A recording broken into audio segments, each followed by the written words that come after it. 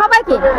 সেই দিনকে হয়েছে কি, আমার ছাত্রী আমার যে ছাত্রী আছে বাসায়, সেই ছাত্রীটাকে লাগছে বাতাস লাগছে। ওনার মা উনি তো বোঝে না, উনি তো বোঝে না ওনার চরিত্র এতটা খারাপ। উনিকে আমার বাসায় আবার নিয়ে গেছে। আমি তো চাই এই হুজুরকে কে ঢুকালো, তো বলতেছে আপা আমার বাচ্চাকে বাতাস লাগছে। আমি বলছি না, বাতাস লাগছে আল্লাহর কাছে নামাজ পড়েন, দোয়া করেন, তাহলে বাচ্চা সুস্থ হয়ে যাবে। এনাকে ঢুকাছেন কেন?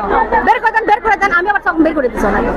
আমি আর আগে থেকে তো চিনি, ওনাকে চিনি আমি 12 বছর ধরে।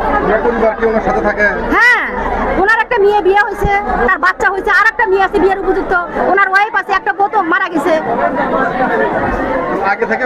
আগের থেকে ক্যারেক্টার লুজ, এটা আমি জানি। কিন্তু এই পট্টির কেউ না জানবে, এই পট্টি কেউ যদি না জানে, ওনাকে একটা সব আমি জানি।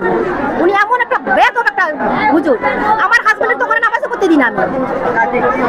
আমার হাজবেন্ডের মসজিদে আমি নামাজ পড়তে দিই না।